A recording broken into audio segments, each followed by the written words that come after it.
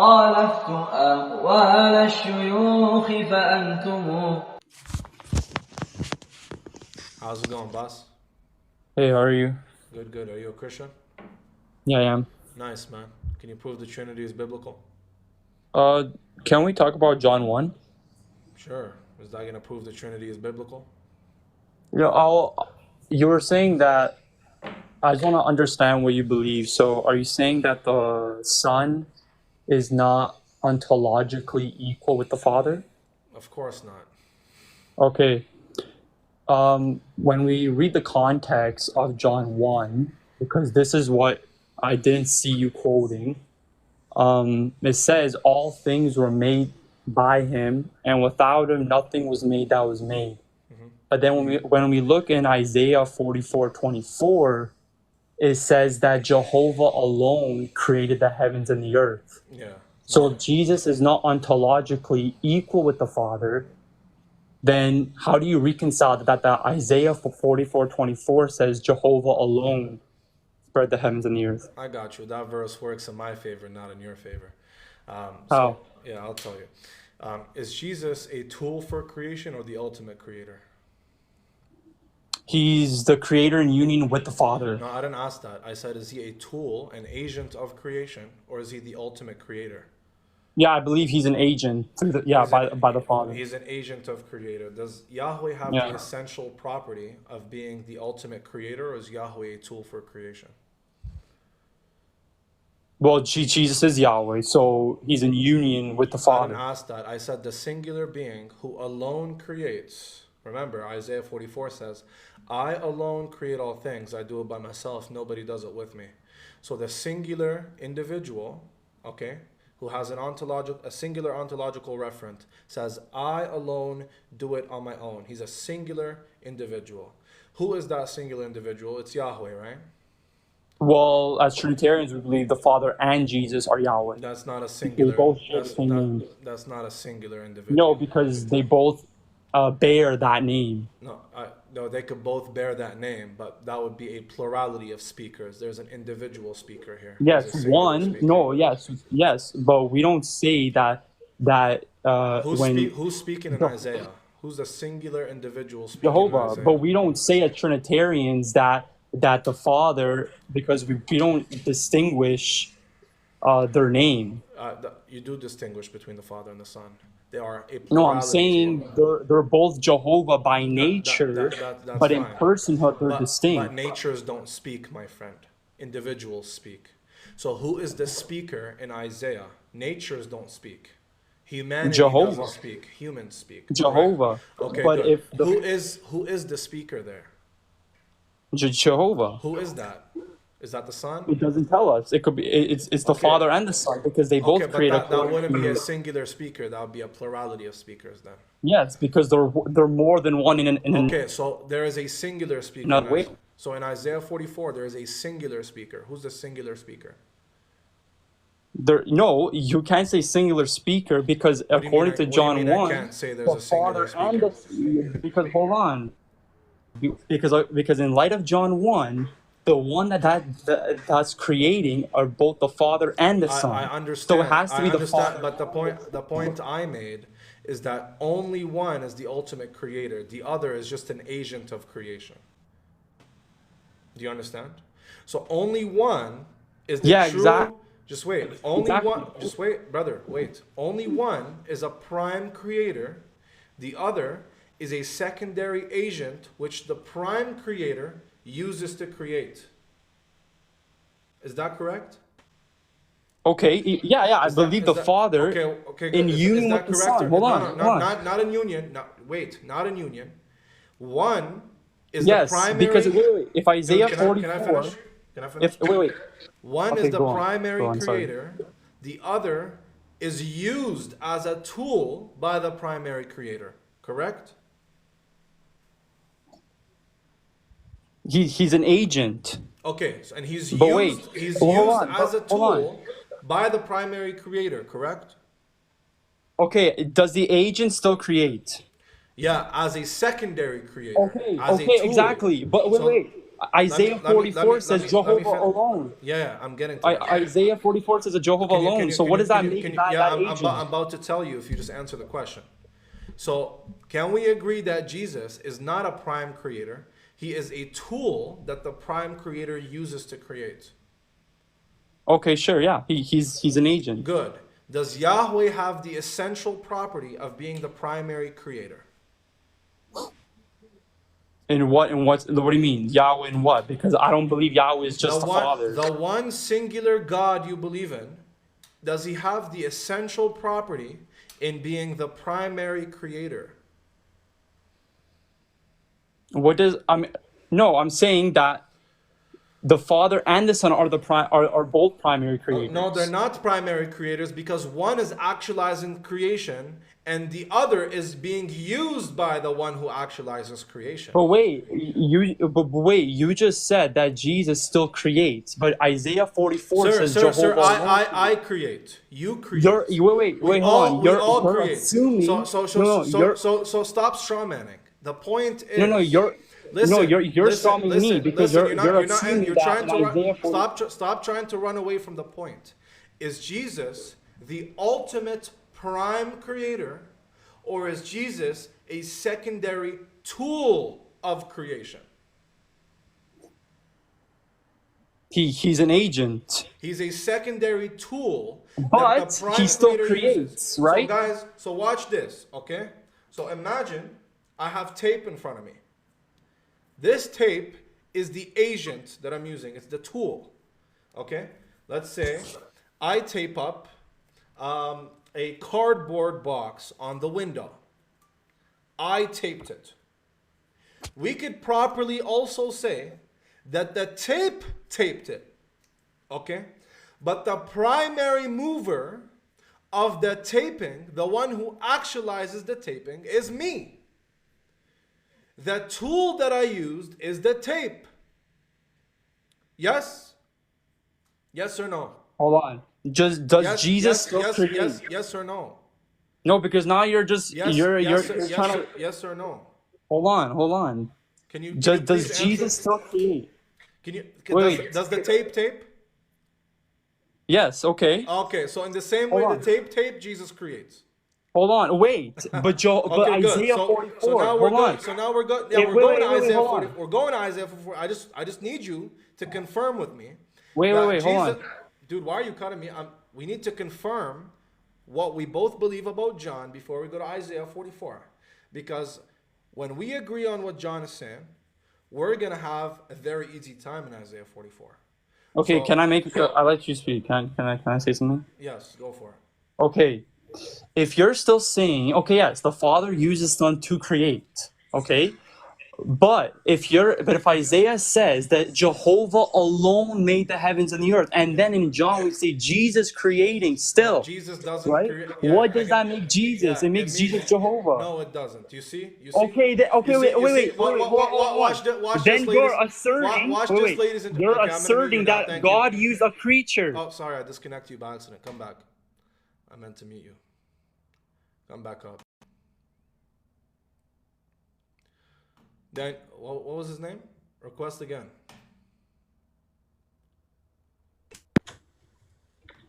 Is he back? Yeah, I'm back. Okay, good. Okay, so listen, okay? Can we agree that Yahweh is the prime creator, not an agent?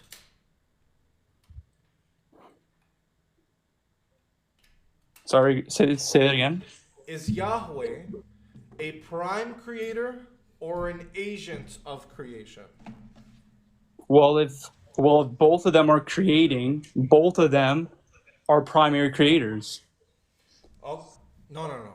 A primary creator is that which actualizes using an agent to create.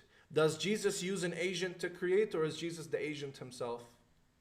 Well, yeah, he's the agent. So then he's he's a secondary creator, correct? The Father uses him. I wouldn't say he's a secondary. The Father uses him. He doesn't use anybody, correct? Wait, but then can you please stick on the line of reasoning, dude? Does he use anybody? Jesus is not. Wait, is Jesus is if Jesus is not Oh my God! Jehovah? Can you, Does that sir? mean, Can you please answer the question? Does he use does that mean anybody, the or Father is he? is Okay, a I'm gonna try. creature? I'm gonna try one more time. Does he use anybody to create, or is he himself the tool of creation? He's the primary. Yes. Good. So now watch this, everybody. It's the question I've been asking. He hasn't been answering. Is it an essential property of Yahweh to be the primary creator, aka not the tool of creation? Can I explain? No, I need you to answer this question. No, I'll say the primary. God can be the primary without Jesus, right? Not still being ontological with I him. said, is Why? it an essential property or not? Don't play games. Is it an essential property or not? Yes, it is. It's an essential property. So Jesus lacks an essential property of Yahweh. No. Therefore, Jesus is not Yahweh. No, So the no. one who Come creates on. all things alone cannot be Jesus. It must be the one who's the primary creator. Okay, can I explain? No, that can be the case because if Isaiah 44 says Jehovah alone, Yeah, but then that you're would be the saying, wait, Father.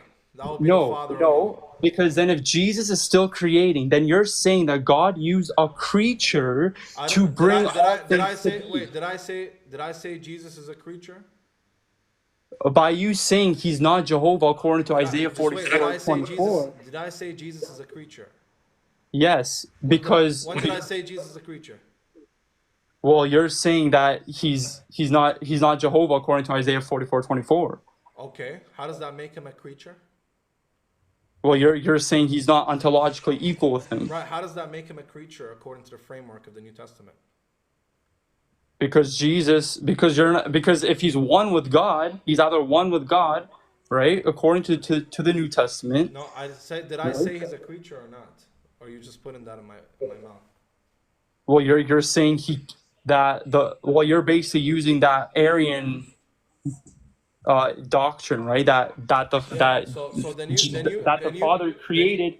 No, the New Testament, specifically the Gospel of John and Hebrews and so on and so forth, I could grant you that they have a Christology where Jesus eternally exists, but he is created at a point in time in the sense that he is brought forth from the substance of the Father as the faculty of reason of God. So he is inside of the Father, and when it was time to create, he came out of the Father and he was born of the Father. A creature in this sense, I can grant it. But I wouldn't say he's a creature in the sense that he was created out of nothing, like the rest of creatures. Okay, how do you know that Isaiah 44 is only that it's the Father speaking? Because Isaiah 44 has a singular speaker. Remember, language has meaning. You don't get to change what words mean. Who is the singular speaking? It can't be the Father and the Son together, because that's not a singular individual speaking. That is a plurality of individuals speaking. So it must be only one person speaking, because the language being used is personal language. I alone create. There's an ontological referent for a singular individual. I alone create all things. Who is the one who is alone creating all things? Of it course. can't be the Father and the Son, because that's a plurality of speakers.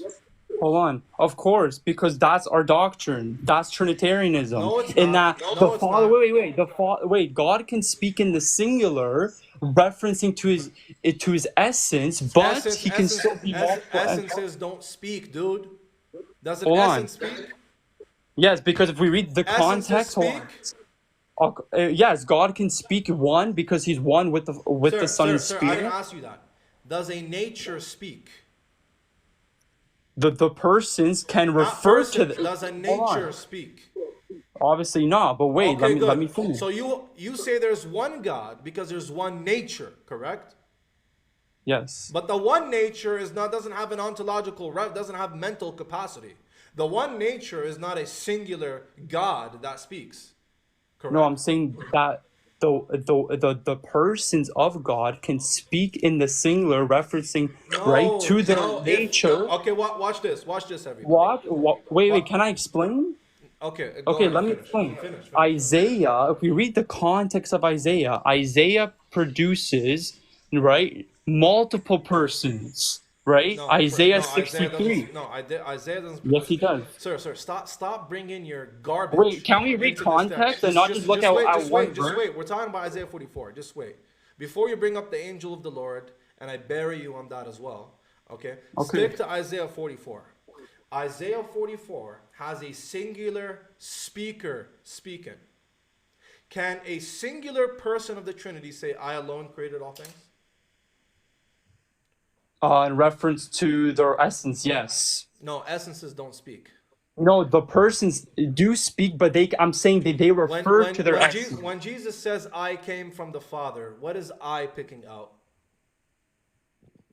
What do you mean? Yeah, he comes from the Father. Who's coming from the Father? The person of the Son is coming from the Father. Okay, so "I," when a person says "I," the ontological referent is the person. Yeah. Okay. Can the person say, "I died on the cross," but he's referring to the divine essence? No, he's not referring to the divine essence. He can't refer to the divine essence because that would No, mean he can't. all the persons died. Okay, good. So when a person says "I," using personal language, this is only referring and picking out the person alone. So who is the one person saying, "I alone created all things"? That's why the Tanakh and the Hebrew scripture will never support your Trinitarian reading. Because only a singular God, a singular person, created all things alone. So you can't have a plurality of creators unless you want to eisegete the scripture and read Neoplatonic logos theology and say, well, that's the Father speaking, saying, "I alone created," referring to him being the prime creator. Because Jesus was the creator in the sense that he was a tool for creation, then you can make it make sense. But you can't have them all be prime creators. Did Jesus still create? In a different sense than the Father, according to this verse. He is a tool Okay, for but creation. Isaiah says Jehovah alone created. Right, because Jehovah here picks out the Father, who alone is the ultimate creator.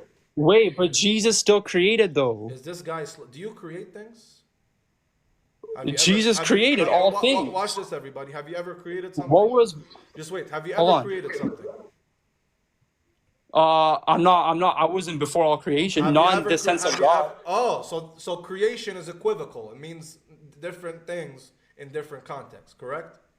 Because we're talking about creation. Good. So when you say somebody created, this word is equivocal. It means many things depending on the person that's using this word. So when Yahweh says he creates all things alone, right? If you want this in conformity with John, what this is going to mean is that the Father creates all things alone as the primary creator, using a tool. For example, let me tell you this. Okay? Let's say I'm in a room alone. Okay? We're going to go back to the tape analogy. Okay? And I say, I taped the window. I am the only one that taped the window. Correct? Okay. Good. But did the tape also tape the window? Yeah. How can I be the only one who taped the window if the tape also taped the window? Because you use the tape. Okay, can we go? Oh, okay. Because the tape is an agent and a tool that I use to tape the window. So it then follows that I am the only one correctly and properly who taped the window. Okay. What was before all creation? God. Was Jesus before all creation since he created it? According to what framework? I'm talking about all creation. Like, if Jesus was before... if Jesus brought all things... According to what framework? I'm talking about all, like, everything, before everything. Yeah, according to whose framework? God's. According to the Bible or according to me? According to the Bible. Yeah, according to the Bible, Jesus was the first thing brought forth, and through him all things were created. Wait, so if Jesus... So, is God bound to time, space, and place? Yes, God acts temporally and God has a place. No, I'm talking about before all creation. Like, where was God dwelling? Before all creation, that's right. So God was bound to a time, space, place even before all creation. Time and space are not bounds. Time and space are abstract existences in the mind. They are descriptors that describe relations between concrete beings. So time would just be the measurement of movement or change. A thing No, I'm goes. talking about Can like you let this. me finish, But brother? God created time, space, and No, place. he didn't Correct? create time and space. Abstract things are not created, they exist in the mind. So time, space, and place is also eternal. They exist in the mind. Do you believe that everything in the mind of God is eternal? Of course, because that's within God. Does God create knowledge? Yeah, He does. God creates But knowledge. obviously, God's knowledge is not like our knowledge. God creates knowledge. No, I'm saying, yeah, I'm talking about within humans. No, God doesn't create knowledge within humans. What are you talking about? I'm saying God's knowledge, right? God's knowledge No, is no, infinite. I'm talking about knowledge in general, not anybody's specific knowledge. Knowledge as a universal, is that a created thing? Yeah, within us. I'm talking about within us. God, Knowledge knowledge in general, no matter who attains it or learns it, is knowledge created? no, in terms of God, no. No, not in terms of God or in terms of anyone. Just knowledge. Is it created? No. Good. Are you saying that there's another eternal thing? You see how your argument falls down because it's stupid? Knowledge. No, I'm not. Knowledge. Within God. Listen, boy. Listen. I'm teaching you. Knowledge is an abstract existence. It does not have any ontological existence outside of the mind. Okay? So God doesn't create knowledge because knowledge already exists in God's mind. God has access to all knowledge from eternity past. He couldn't have created knowledge because he's known it from eternity past. Okay? And abstract things exist in the mind. Okay? And abstract relations like time and place also exist in the mind. They are not substances to be created. Okay? So time, all that time is just a descriptor or a measurement of how one thing goes from this state to this other state. From point A to point B. So God created the heavens and the earth in 6 days. He went from day number 1 to day number 2 to day number 3 to day number 4 all the way to 7. All of these units are called time. So God acts temporally. This is in the Bible and in the Quran. There's no such thing as outside of time or inside of time. Going back to Isaiah, right? If we keep reading John 1 in the context, right? John describes that Jesus fulfills the prophecy of Isaiah chapter 40, which says that Jehovah, that the voice crying in the wilderness is preparing the way of Jehovah. Yeah, so you're saying that that's prime agency. Isaiah 40 is about the Prophet Muhammad, not Jesus. Wait, show me where Isaiah 40 verse 1 to 3, right, is a prime age and says he will prepare the way for Jehovah. Show me where an age is being played out here. Yeah, so I could show you in Exodus right here. I got you. Can you go No, Isaiah 40. Yeah, I'm going to show you agency in the Bible. I'm going to show you now. No, show me in Isaiah 40 where because it doesn't. Hey, brother, I don't know if you know how biblical prophecy works, but biblical prophecy doesn't say, yeah, this is an agent. By the way, it doesn't work that way. You said Isaiah 40 is about an agent. Yeah, it is agency. When it says God comes, it refers to somebody who God sends. Okay, and I'm going to show you that right now. Okay, can you go to Exodus chapter 7, please?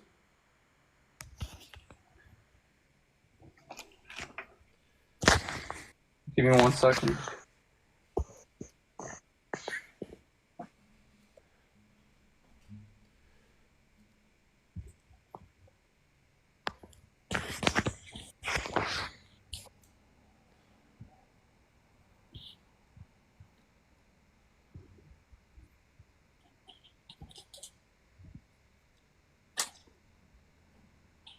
Which verse? Exodus 7, verse 17, and read from there.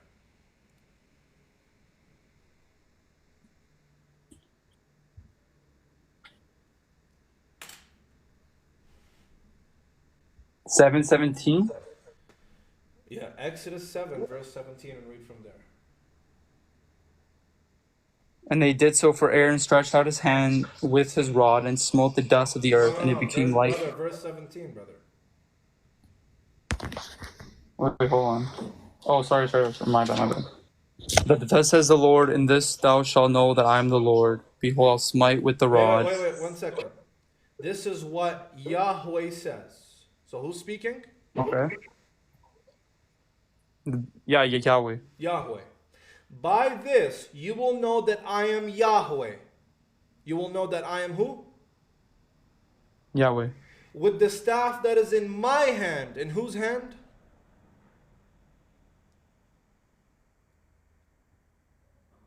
That is in my, Moses had the rod, right? No. Who's speaking?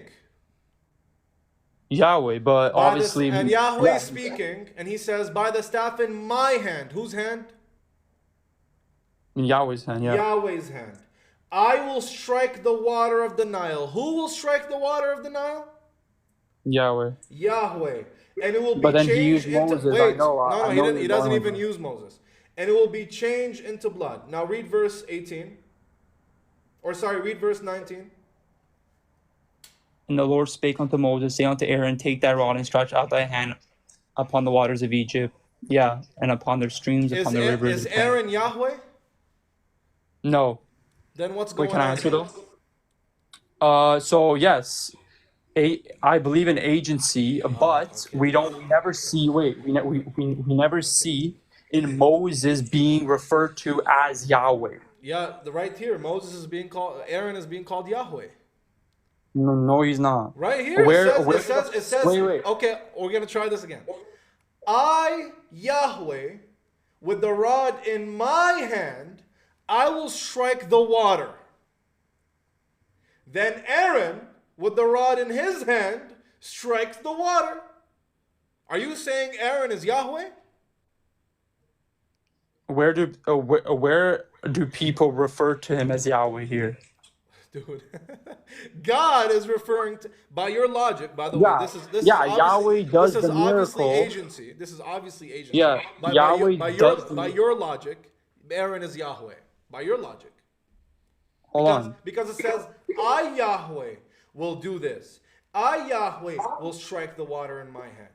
But somebody else does it. So, either you say Aaron is Yahweh, you become a polytheist more than you already are, or you say that when Yahweh says he will do something, and he will come, and he will strike, and he will do X, Y, and Z, he sends somebody else on his behalf to do it, and this is called divine agency. The same thing happens in Isaiah 4 because and in Malachi chapter 3. In the context of Isaiah, right, we see that it cannot be agency. You don't even know the context of Isaiah 40. What's the context? Yes, I do. What's the context? Isaiah 40 says the one who's coming is Yahweh. Wait, what's the context? Right? Isaiah 40? Yeah, you don't know the context. The voice of one crying in the wilderness. I guarantee you've never read Isaiah 40. What's the context? And then it says, it's talking about the one coming, the voice of the one crying. Coming for what? For what? What's the context? I guarantee you've never read it. You see, you've never read it. You don't know. I'll tell you. Yeah, it's not. I don't have it memorized right now. I only have that verse memorized. I'll tell you. Hold on. You're saying, right? Show me in the context of Isaiah 40 where it's an agent that's coming. Where in the context of Exodus 7 is an agent gonna do what Yahweh says he will do? Yeah, Yahweh does the miracle. No. Where in the context does it say an agent? Where in the context does it say an agent will do it in Exodus 7? Moses does the miracle. No, Moses doesn't do the miracle. Aaron does it, dude. Keep up. Okay, Aaron. So where in the context does it say Aaron will do it? In verse 18.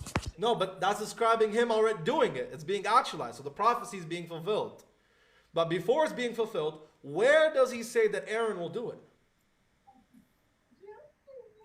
It doesn't anywhere. So stop appealing to context. I'll tell you the context. The context of Isaiah 40 is Jerusalem, or the Jews, in exile, and their exile coming to an end. And God coming to save his people from an exile. Preparing a way for them to come back from exile, back into Jerusalem. If you read the beginning of Isaiah 40, it says, comfort, comfort my people. And so on and so forth. So the context is, I'm going to tell you how this can't be Jesus. So you shot yourself in the leg. Okay? The context is, and we know this from Mark, Matthew, and Luke.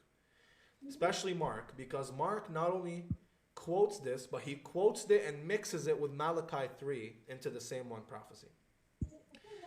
Somebody is going to come and prepare the way for the Jews to come back from exile. Mark quotes Isaiah 40 and mixes it with Malachi 3 into one and says it's about Jesus. So, because Malachi 3 and Isaiah 40 is the same prophecy. Let's go to Malachi 3. Let's see if it's God coming or God sending a messenger. Here we go. I will send my messenger who will prepare the way before me. Who is coming? Well, the messenger is The fulfilled. messenger is coming. Okay, so God is Hold sending on. the messenger who will prepare the way. I don't dispute the fact that a messenger, right? Okay. Because we have to, define the word We're messenger. not done though. I will send a messenger who will prepare the way. Then suddenly, Ha'adon, the Lord you are seeking, will come to his temple. The messenger of the covenant, whom you desire, will come, says the Lord Almighty. So, Ha'adon, the Lord is the messenger they are seeking. He will come to the temple, to his temple, suddenly. This context is in Isaiah 40 of God preparing the way. We see the same context. He will come and prepare the way. For what? For the Jews to come back from exile. Which exile did Jesus save the Jews from? From the bondage of sin. Yeah, where in this... So he didn't save them from an exile, it's a spiritual exile? Yeah. Where does it say it's a spiritual exile here? Well, it just says exile. It doesn't. Where does it say it's a physical exile? Yeah, it says it in Isaiah 4 and Isaiah 35. And it also says in Isaiah 53 that he's Wait, gonna. Isaiah 53 has nothing to do with Jesus, first of all. Second of all, can you stick on this prophecy? Which exile did Jesus save? Anyways, bro, actually, I have to get going now. So. No worries. Yeah, it was a good discussion. No worries. Yeah. Have a good one. But yeah, I'll look into this stuff. Yeah. No